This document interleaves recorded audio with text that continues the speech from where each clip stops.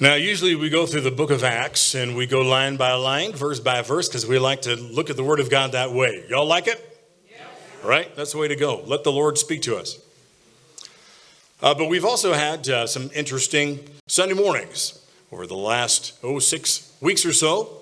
We've been talking about, again, the role and duty of the church in times of crisis, national upheaval. We looked at what happened in this country. We looked at the biblical record. We considered what's going on in our day and how we are to respond to what we're seeing. Last week we had the privilege of hearing from Pastor Henry and Darlene Matarita, who are still with us. They were supposed to leave yesterday, but they just couldn't. They couldn't leave us. They had to stay. They could leave. They loved us too much. We love them too much. So they're heading out tomorrow, though. But this morning, as promised, we're going to set up something that we're starting tomorrow night, and I am expecting the entire church to come. If you do not, you may lose your salvation. It's that important. All right. I will give you this. In Hosea chapter 8, verse 4, God said through Hosea to the nation, "You have chosen kings that I did not approve of." You have chosen kings that I did not approve of. Now, there are two things that we see in that verse. The first is that we choose our leaders, and that it is possible to choose leaders God has not chosen because we did not ask for his nomination. Second, we see that God does not vote. So the Christians who decide not to vote, and I hope nobody in this room is deciding not to vote, but there are those that do, and they say God is sovereign and he's going to give us, who he wants us to have. I listened to that over the last how many presidential elections, as if to justify their decision not to vote. But they need to remember right here, Hosea 8:4, that God does not vote. I've heard Christians and even pastors quote Proverbs 21:1. I'm sure you've heard this. The king's heart is like a stream of water directed by the Lord, and he guides it wherever he pleases. First, you need to understand the context that statement was made in. It's important. It is King Solomon writing about his own heart. He wasn't writing about the heart of any other king. He was writing about his own heart. The king's heart, mine. The king's heart is like a stream of water directed by the Lord. He guides it wherever he pleases. King Solomon is simply assuring his people that he's a king that is subject to God. You get that now? But if you've noticed, there's plenty of kings and tyrants in history whose hearts were not subject to God. And that describes most world leaders today. Even the current one in the White House. Then I also want to say that Hosea chapter 8, verse 4 is telling us that when we put somebody in authority over us, that person is someone we need to ask ourselves if God would approve of. And how do we come to that conclusion if God doesn't just open up the sky and tell us who to vote for? Well, we look at his word. And we look at what is valued in the Bible, and then we call that biblical values. And then we compare the biblical values in the Bible to the values of the candidate running for public office. In 1 Samuel chapter 11, Saul, the very first king of Israel, hears about a threat made to his people by Nahash. He's the king of the Ammonites, who said that he would make a treaty with Israel. He wouldn't destroy it as long as he could gouge out everyone's right eye as a sign of subservient status, and then Israel would have to live under a new constitution. And upon hearing that, verse 6 says, the Spirit of God came upon Saul in power when he heard those words, and his anger was greatly kindled. Well, this tells us that it's a God thing to be angry at a tyrant. God even empowers you to be angry at a tyrant and a foreign power. and to make war on them. Did you catch that? The Spirit of God came upon Saul in power when he heard these words, and his anger was greatly kindled. So this is what happens. Samuel, the prophet, he actually cuts up a couple of oxen. He puts their body parts on a cart, and he orders it to go up and down the roads throughout the territory, and he has messengers yelling, what happened to these oxen is what will happen to you if you don't join Saul and Samuel for war. And then 370,000 men were recruited as a result of that technique. And sometimes scared people need a little inspiration to defend their rights. And so we're going to offer a little inspiration to you this morning.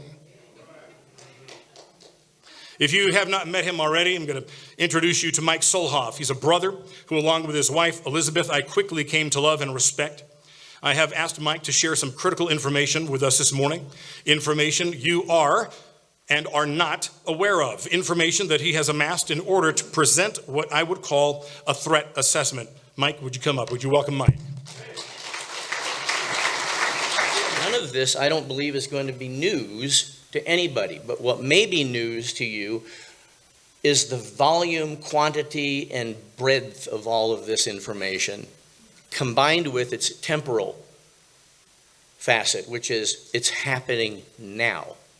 I'm not going to go back 10 years or 100 years. I'm not even going to go back, in some cases, 2 years. We're talking about the last few months, weeks, and even days, and in some cases, hours.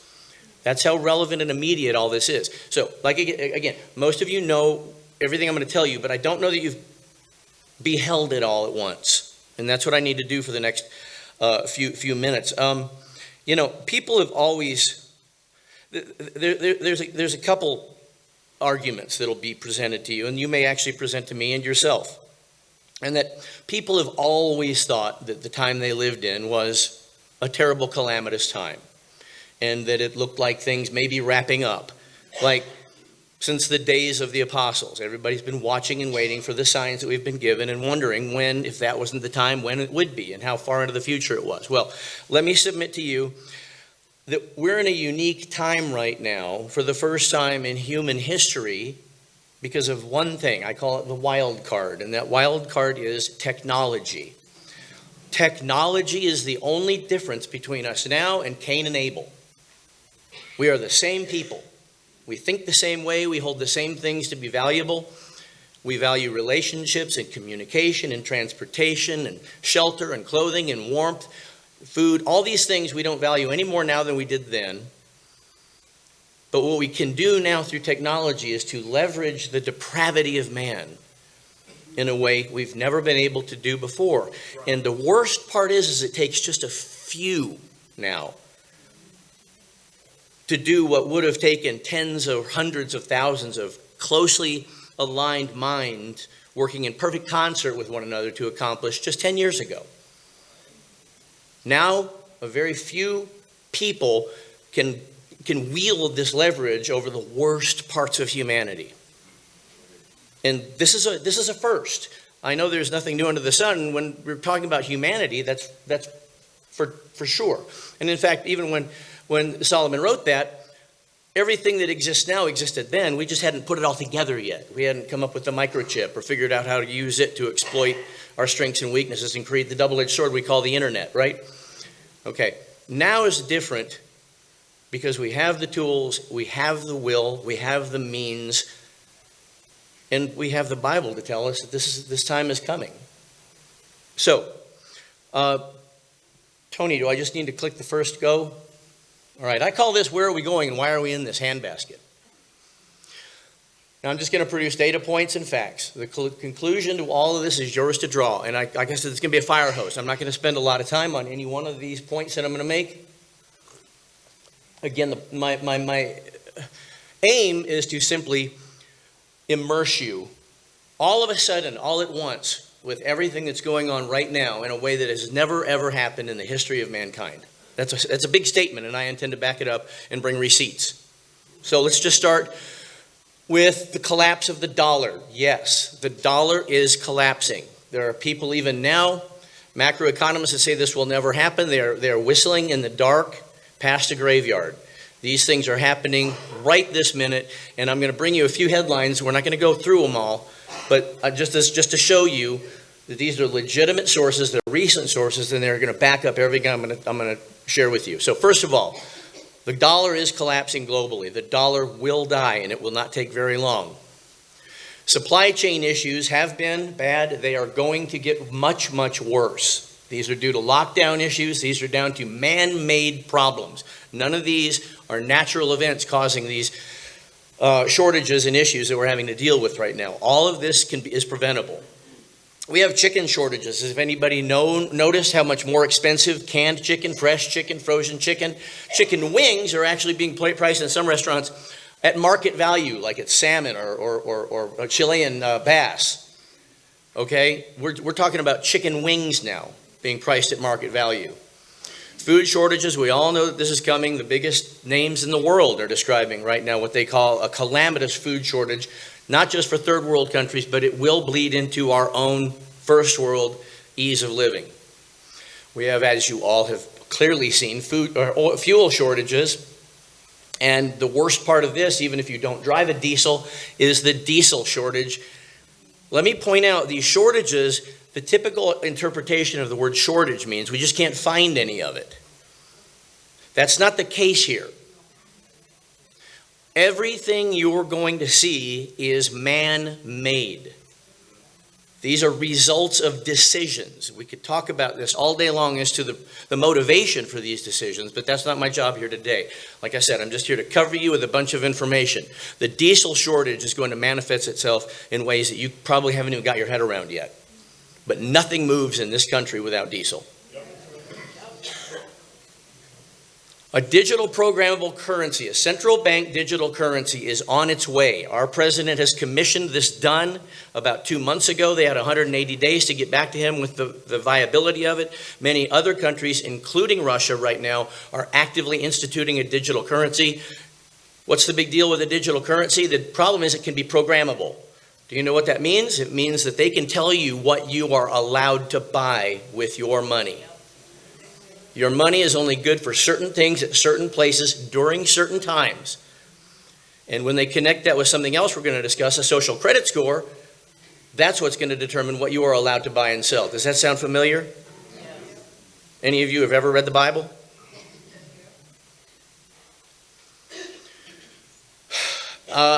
There may become a point in time in the future where we experience mild transitory inflation.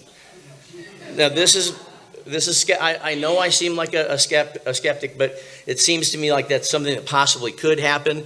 If you are listening to people tell you that we're at about 8.5% inflation, that does not count food and energy. Convenient, right? With food and energy, right now in the United States, we're experiencing inflation somewhere around 20 to 24% right now. It's unprecedented. In our nation's history, we have never experienced inflation like this. The Great Reset is no longer being whispered in darkened, smoke-filled rooms in Europe. It is being proclaimed boldly from podiums before thousands and thousands of people, being posted on the internet, on YouTube. It is the front page of the World Economic Forum's website. The Great Reset is no longer a conspiracy theory. It's an actual conspiracy that is in action right now, and the world's most powerful leaders are completely on board, ours included. We are writing policy from our White House to enable what they are calling the Great Reset, most recently through an institution known as the World Health Organization, which is probably going to remove all of your personal liberties within the next, I'm guessing, 6 months. All of you who are saying, well, we'll just not put up with that. Let me ask you something. First of all, what does that look like? What does not putting up with it look like? Have you thought about that? The conflict that is innate in that very point you're trying to make? The other thing is, we've already watched us do it. We've already witnessed our ability and willingness to be complicit. and to just lay down before the authorities telling us what they know to be truth through their experts. If I hear the word expert again, my head's going to explode.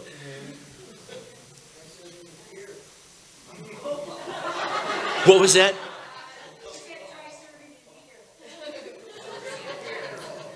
Just so you know, I'm no expert. I don't want that title anymore. It used to mean something. It doesn't anymore. War.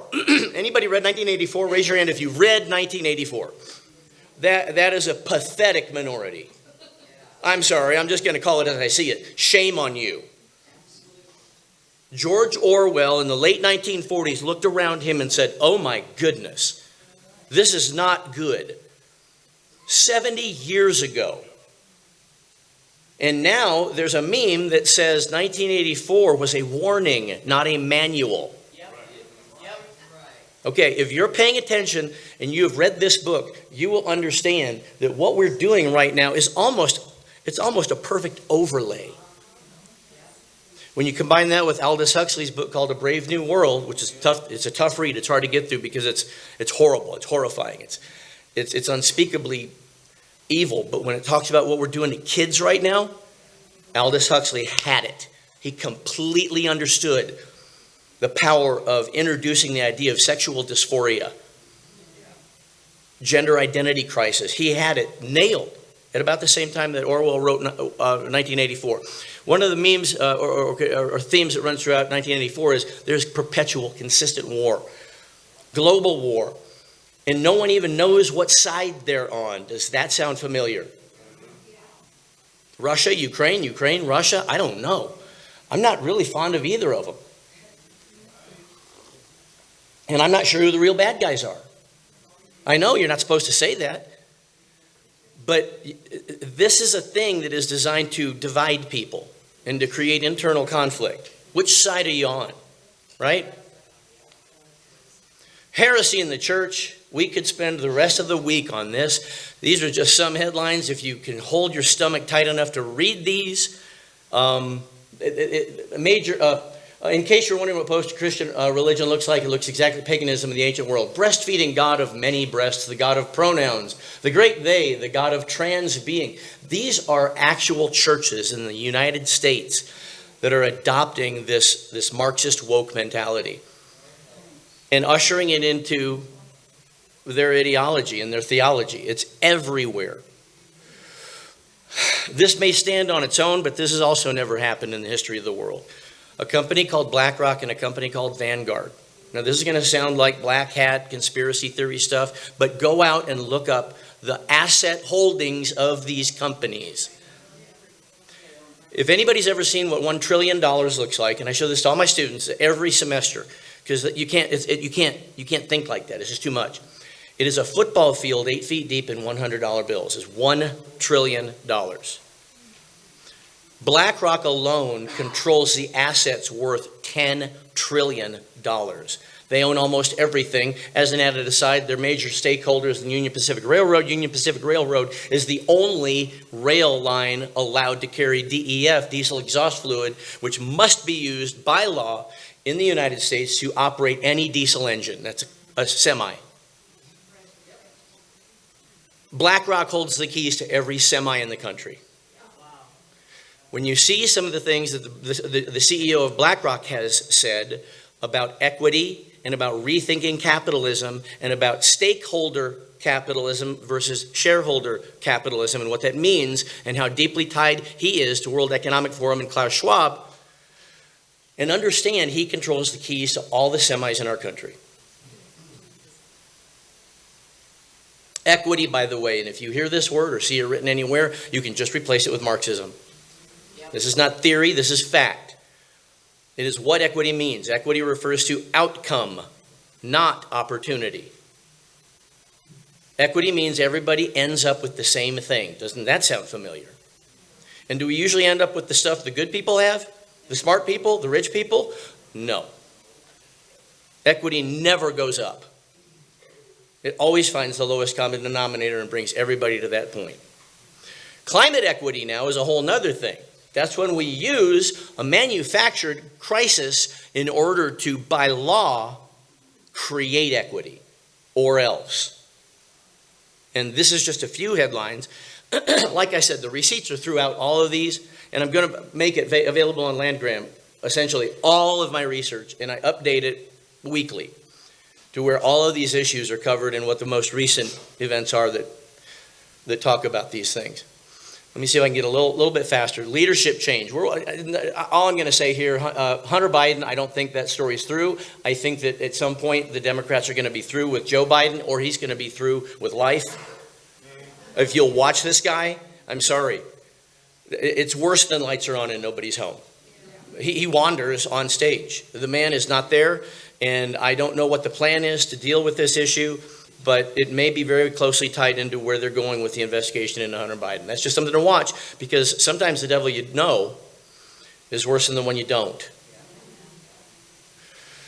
Immigration, obviously, this is an issue now. Title 24, is it 24?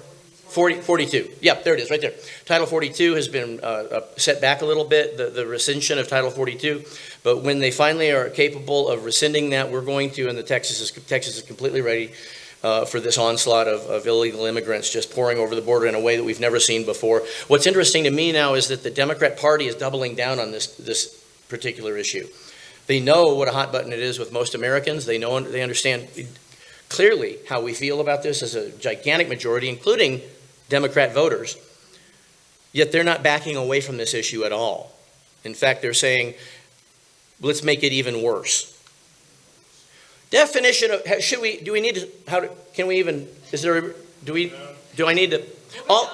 moving on. No, I do want to say this. Matt Walsh, if you don't know who he is, just published. Has anybody seen it? Okay, do not miss this. It's called What is a Woman? It's on Daily Wire. I don't care if you have to buy a membership to see it. This guy has gone where everyone fears to tread and has really done some good work. And when you see how deep the child abuse runs, institutional child abuse in this country, you're not going to, I mean, you're just sitting there on your couch speechless. You can hardly move after you watch this thing. Matt Walsh wrote, he did this movie. It's very well produced, very professional. And he's my favorite podcaster. Matt Walsh is amazing podcast. But anyway, it's called What is a Woman? And do not miss this. Social credit score.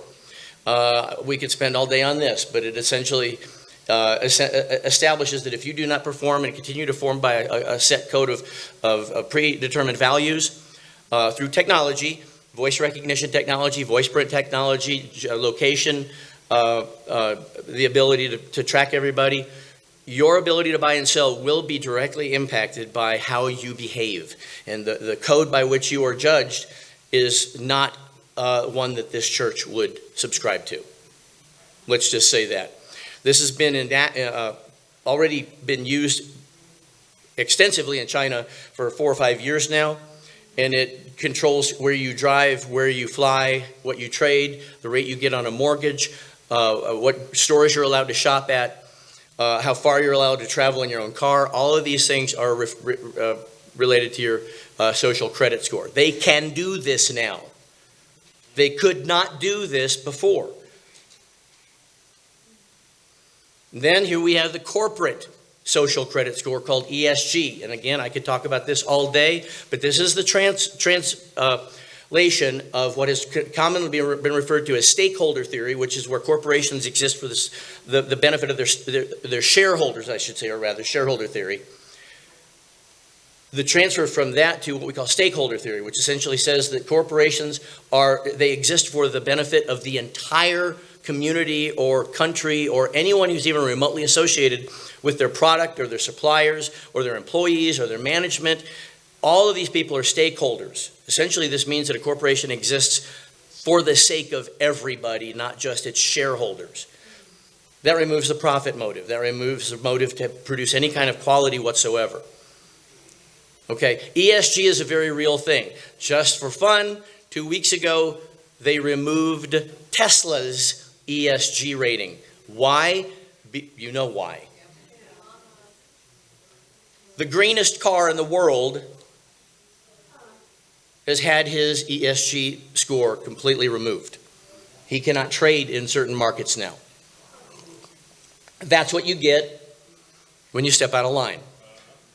Chinese lockdowns is way bigger than China. Chinese lockdowns has got thousands of container ships bobbing around in the deep blue sea just off the shores of Shanghai and other major port cities in China. There are a lot of theories as to why this is happening right now, but tens of millions of people in China are still under COVID lockdown.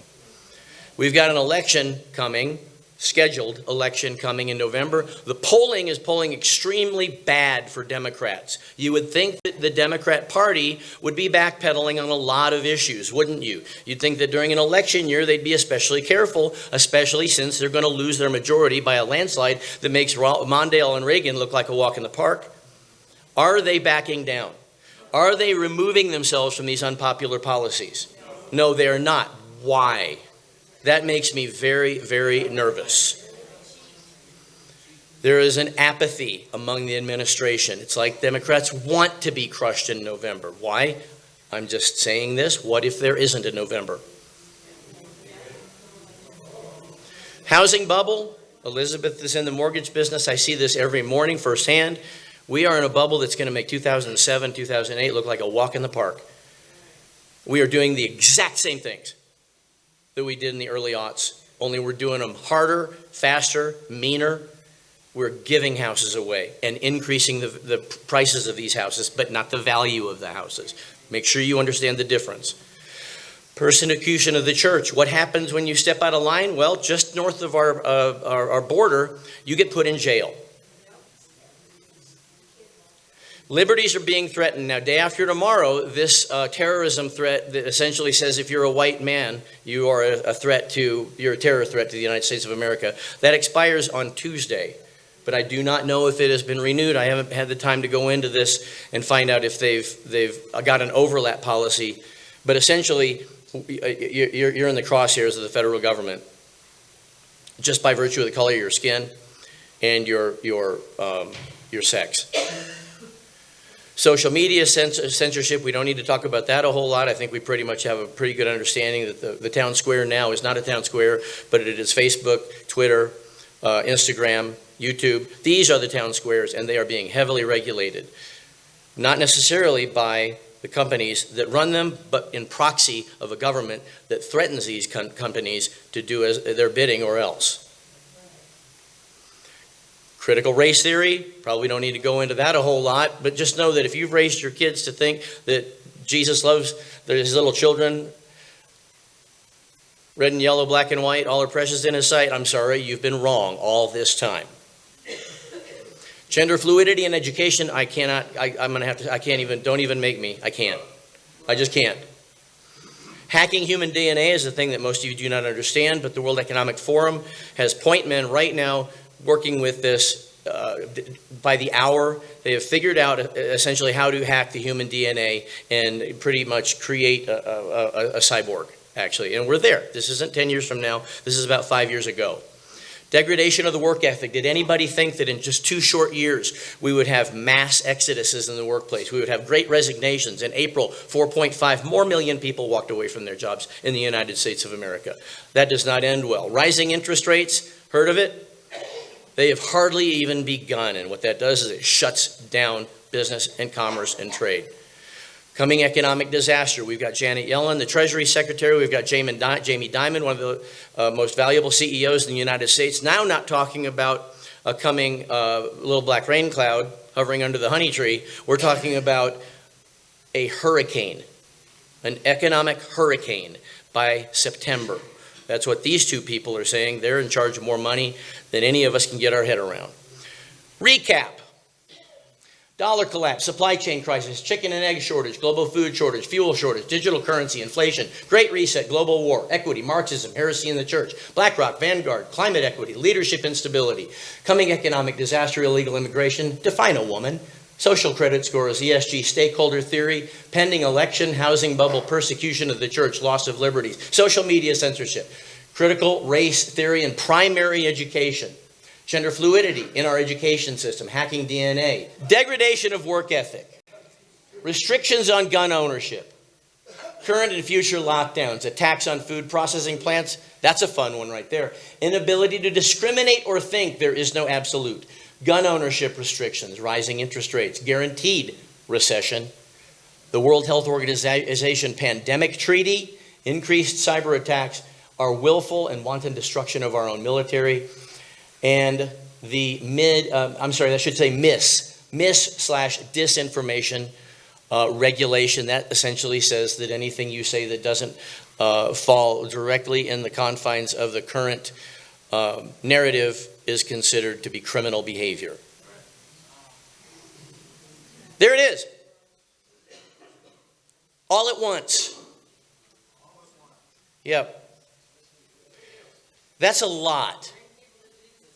That's exactly right. And that's the point. Why are we here still? Why will we probably continue to be here still? Through the logical conclusion of any one of these things, not to mention all of them, because we've got a job to do. And it is our onus to stay alive, right? For one purpose and one purpose only. If you think about it, it's the only reason you were allowed to live 1 second after you got saved. You're still useful. So, what kind of mistake are you willing to make? If there's a collapse and you're prepared, good, great. If a collapse and not prepared, that's not great. If there's no collapse and you're not prepared, well, great. And if there's no collapse and you're prepared, then great. Only one not prepared ends in not great. The better mistake is to not ask the young lady if she's pregnant. The better mistake is to be prepared. And that's what we're here to do.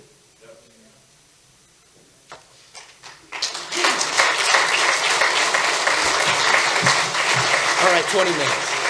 Out of the ballpark.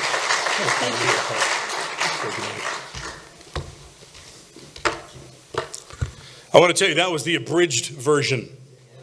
The men that meet on Monday nights, we heard 2 full nights of the totality of what he has amassed, this information that is, of course, being added to, as he said, pretty much daily. Let me add a couple more thoughts on this list. We had a president, Donald Trump, who had a focus of keeping our country safe. And he would do whatever, I'm sure, was required to keep us protected from foreign armies, foreign invasion, foreign threats. We have a president now who actually arms Islamic Jihad. Remember Afghanistan. Imagine the arming of Ukraine. Don't know where you're at on that, but I do want to tell you this, that our military supplies are being depleted. What is actually happening is we're not helping Ukraine as much as we are being disarmed. I want to remind you, the disarming of a citizenry is what comes before the subjugation of the citizenry. It's really the last thing that needs to happen so that you can't fight back. This is well coordinated.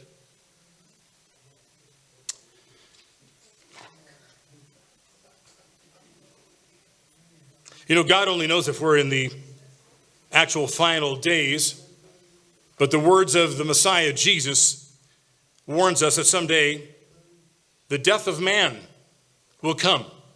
Recorded in the 24th chapter of Matthew, Jesus said this, "And this gospel of the kingdom shall be preached in the whole world for a witness to all the nations, and then the end will come. For at that time there will be a great tribulation, such as has not occurred since the beginning of the world until now, nor ever shall. And unless those days," what days? The tribulation, "had been cut short, no life would be saved." He's saying there's going to be extreme casualties. Every tyrant, when you think of Stalin and Hitler and Mao and the genocide they enacted in their own countries, they killed their own people. That's something that tyrants have in common, depopulation. The people behind all this that Mike was showing you, the globalists, the World Economic Forum members, etc., they always, and they have for a long time, talked about depopulation. Now, given the days that were just described this morning, who wants to be alive to go through that? Right. Who wants to see what that is? Unless you've got a purpose to be alive. And that's what you just heard. The reason why the church wants to stay here, we want to prepare, we want to be self-reliant, we want to survive, is because we need to be here to give witness to the only hope for this world, who is Jesus Christ. And that's our job.